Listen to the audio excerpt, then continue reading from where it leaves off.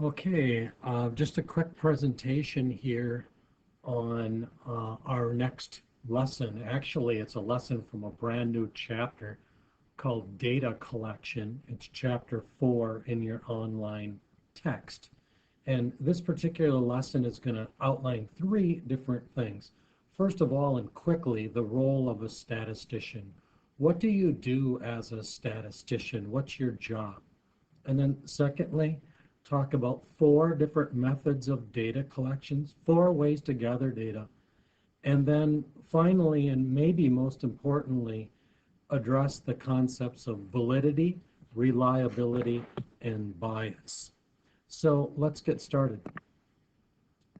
Um, what does a statistician do? That was item number 1 on the previous page. What I've tried to do here, it might oversimplify things a little bit, but I've tried to describe the role of the statistician, the job of somebody who works with statistics in a 5-step process. So firstly, there's a question. There's a question that needs to be answered. Sometimes that question is given to you by your boss as a statistician. Sometimes it's given to you from a client that has hired you to do some work, but there's a question that needs to be answered. Maybe that question is, what do students think about the hot lunch program at school? Or maybe the question is, do we think we need to build a new high school in Isanti? Is there a need? Maybe the question is there rationale for the governor to end the stay-at-home directive that he has put in place now? So anyway, the first thing is there's a question that needs to be answered. And then as a statistician, you are supposed to be an expert in step 2, how to gather data, how to collect data to lead to an answer to that question. So step 2 is collecting the data. Step 3 is studying the data that you've gathered, analyzing that data. There's different statistical tests that you can do on the data, ways to study it and analyze it and describe it. And you need to do that as a statistician.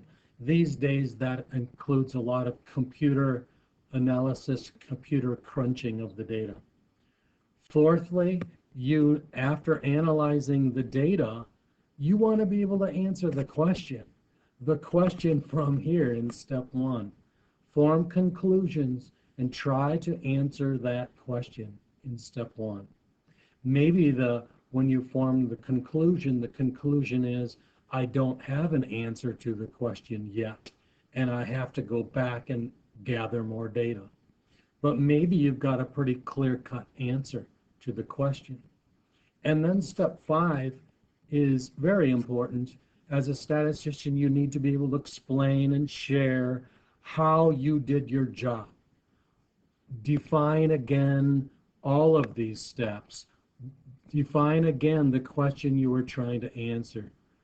Describe for people how you went about gathering data. What did you do to study the data? What kind of analysis did you do? Obviously then, what was your conclusion? You've got to be able to share it. And then part of that explanation is also describing how confident you are about your conclusion. And unfortunately, we're going to run short of time in this course, this trimester, to talk about that. But you need to be able to explain how confident you are about your conclusions. And there's a lot of ways to do that, but one of the most common ways is with what's called a confidence interval. And unfortunately, we're not going to be able to talk about that. So what a statistician does is a 5-step process. You start with a question, you gather data, you analyze that data, you try to form some kind of conclusion, answer the question, and then share that process with others. Okay, step 2, different ways to gather data. Remember, that was a key component here let me clean some of this up. That was a very key component in step 2. That's what it's all about, right? You've got to collect data. You've got to gather data. Well, there's 4 common ways of gathering data, and you see them listed here. And notice the color changes as I list because I'm going to compare and contrast census and sample survey, and I'm going to compare and contrast experiment and observational study. Are you ready? Are you still paying attention? Think about this example.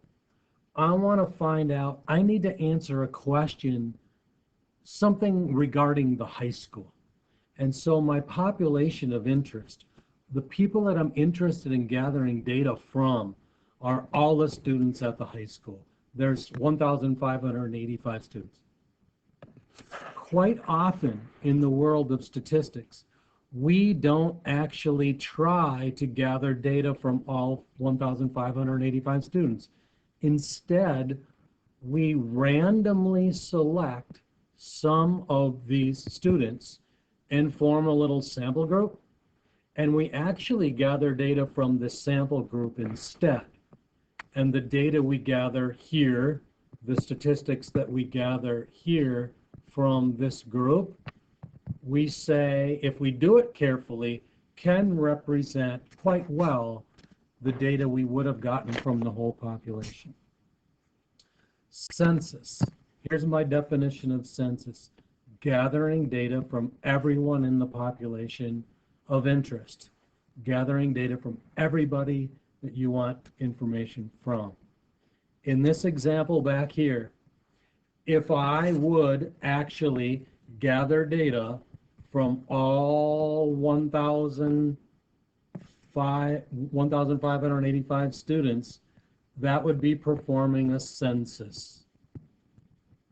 And I would gather data by way of a census. I would get data from every single one of those students.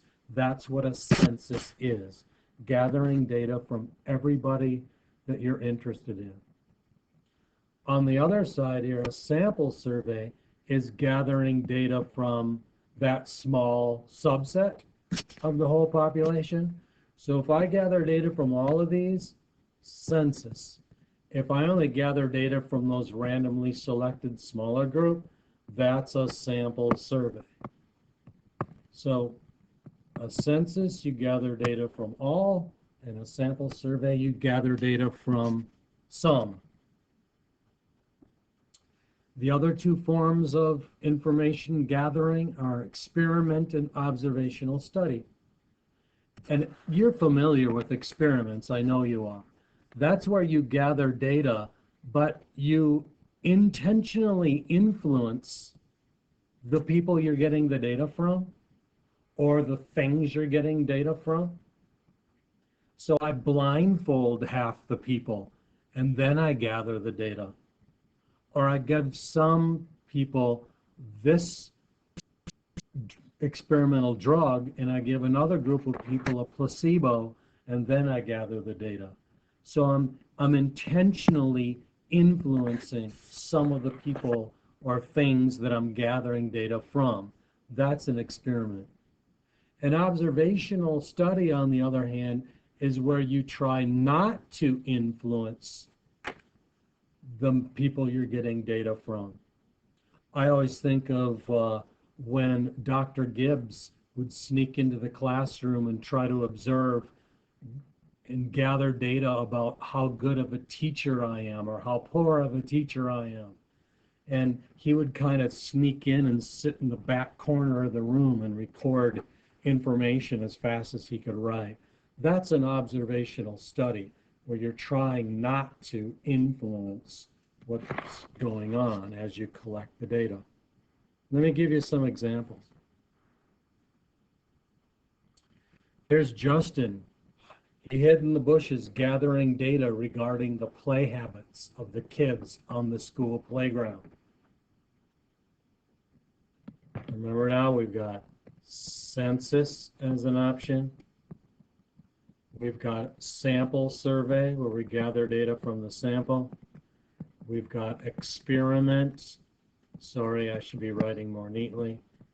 and we've got observational study. I'm going to abbreviate here. Observational study is another option. Which one of those is this? What's Justin doing? You know, he's trying not to influence the kids. He's hiding. There he is, hiding, kind of pedophile-ish. But I would say that Justin is doing an observational study. He's trying not to let the students even know he's there. In 2020, the United States government is trying to gather data from every single household in the country. Well, what kind of data collection is that? And you should be familiar with that now because that is occurring right now. And it's the United States Census, right? Again, it's called a census because they're trying to gather data from everyone in their population of interest. And the population of interest is the whole country. 80 students randomly chosen to give their input on the distance learning arrangements at the high school. Notice we're gathering data from just some part of the whole population. So this is a sample survey, and those people should be selected randomly.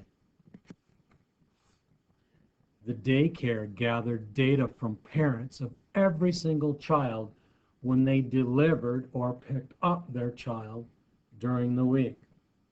What kind of data collection is that?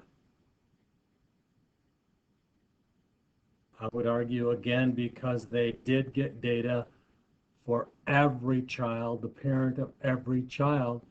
They performed a census.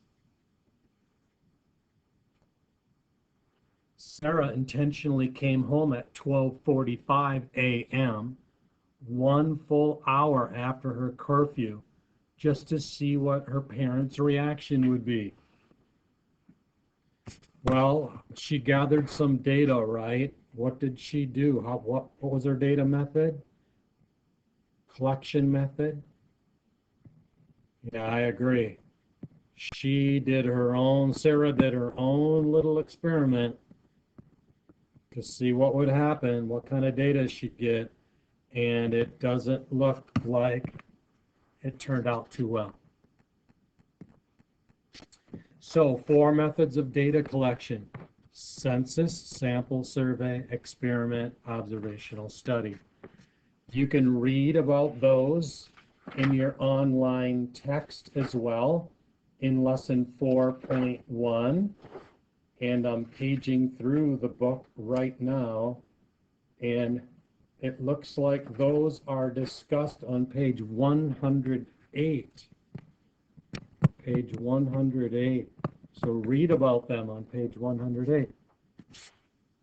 Okay, finally, we talked about the role of the statistician, 4 methods of data collection, and now those concepts of validity, reliability, and bias.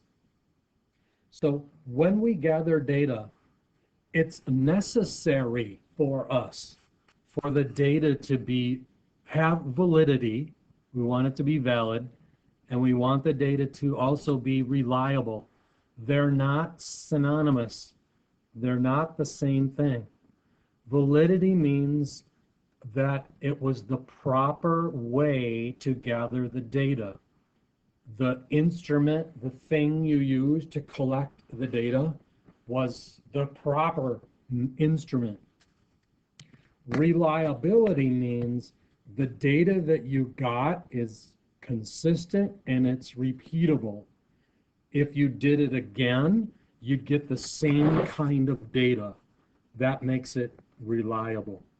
So you need your data to be valid and reliable, but you don't want it to be biased, because biased means it misrepresents the individuals it was supposed to represent.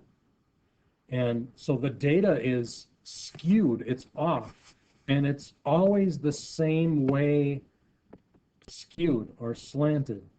You your data overestimates or your data underestimates. It's one of those two. That means your data is biased. We'll look at examples. Here's Senior Lund. He wants to know the ages of his students in his class, Spanish 2. So he gathers data with this new temporal thermometer, this fancy new thermometer over here. He's going to find out the age of the students. Well, let's consider these three concepts. First of all, validity. Is the data that he gathers going to be valid? Remember, validity means the proper instrument was used, right? Would you determine somebody's age by taking their temperature? Well, no, right? So right away, the data he gathers, we know, is not worth diddly dog. It's not valid. There's no validity to it. I don't even care anymore if it's reliable or biased. As soon as I know that it's not valid because he used the wrong instrument, the data he gathers is not worth anything. True story. The speedometer on my 2005 Chevy Trailblazer always shows my speed 5 miles faster than I'm really going. It lies to me. If it says I'm going 60, I'm really going 55. If it says I'm going 40, I'm going 35. So let's consider these concepts. Validity. If I want to know how fast I'm going down the road, would I use the speedometer on my vehicle? Well, it seems like the correct tool, right? So I would argue that the data I gather from my speedometer has validity. Now, is it reliable? In a weird way, because I know the speedometer is off, I can kind of plan for that 5 miles per hour error. So I would say because I am now aware of the error, I could also say the data I get is reliable. In other words, if it says I'm going 55 miles an hour, I can depend on that, and I know I'm going 50 miles an hour, it's reliable. But I hope you're foreseeing this already. This is a great example of bias. My speedometer is biased. It's always giving me inaccurate data, and it's always an overestimate of the actual speed. It's always wrong the same way wrong, it's always wrong the same way wrong, and it's overestimating. That means it's biased, and it really doesn't reflect my true speed. So because I'm aware of this bias, that's why I argue that the data is reliable. If I wasn't aware of the bias, then that would not be a good thing. Here's another example. Mr. Solberg was gathering data regarding student interest in certain sports. He randomly selects students to gather information from. He's doing a sample survey. He ended up with 48 girls and 12 boys in his sample, and now he's going to ask them about certain sports. I would argue that the data is going to be gender, that's an N, gender biased. That the data he gathers is going to favor what girls think because there's so many more girls than boys. So I think the data is going to be biased. I would have to know more about how he gathers the information here to know if it's valid and reliable. So my made-up little example with Mr. Solberg isn't a good example to talk about these two concepts. But do you feel why I think the data is going to be gender biased? The number of girls far outweighs the number of boys. Here's a better example. The officer's breathalyzer was calibrated too sensitive and always read a blood alcohol level that was too high. If that was you, you should be concerned about that, right? So validity, let's ask the question. Is it the correct instrument to use? Is it the correct instrument to use to get blood alcohol level? Well, yes, it is. So the data he gathers is definitely going to be valid. It's the correct way to measure. Now, is the data reliable? Well, I'm not sure. I would have to know more. When was it last tested and calibrated? I'm not sure. So I'm not sure if the data is reliable. But I do know, because of what I read here, it's calibrated too sensitive, and it's always reading high, always wrong, the same way wrong. It's overestimating again. This means it's definitely biased. The data he gets is going to be biased. Now, in the court of law, if you were charged with driving under the influence because of this breathalyzer, if you challenge things in the court of law, the challenge is almost always based on reliability.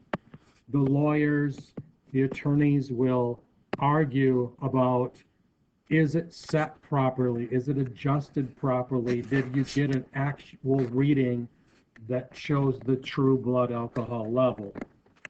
So they talk about reliability in the court of law. And finally, I think this is the last example. This somewhat shady scale right here is what the Cambridge Iceni wrestlers use for weigh-ins before the meets. It's often several pounds over or even underweight, but who really cares? Okay, question number 1. Is the data valid? Well, would you use a scale to see how much you weigh? I would argue yes. So the data is valid. Second question, the data also has to be reliable. And from this statement, I know the data is not reliable. This thing's a piece of junk. And so right away, I can stop and say the data that Mr. Jennison gathers isn't worth diddly dog. Statistically, it's not worth anything because it's not both valid and reliable. So we really can't use that data. So we talked about the role of the statistician, 4 different methods of gathering data, and now we've also referred to these concepts of validity, reliability, and bias. And what I really, really want you to remember is that your data needs to be valid and reliable, both. Those are necessary for you to gather quality data. And what is unwanted is bias. And a good statistician will do everything he or she can to eliminate bias. Now, as I record this video, I'm not exactly sure what exercises I want you to do out of your online text. And so as I scroll back through these pages, I just want to remind you to go, I'm writing in red, we can't see that. Go to your Schoology app on your Chromebook or your phone, go to Schoology and look for lesson 4.1. This lesson I'm talking about, or just talked about, is lesson 4.1. Go there, it'll tell you what exercises to do. So that's the end of this video, and you'll have a few exercises, a very short assignment to do for this lesson.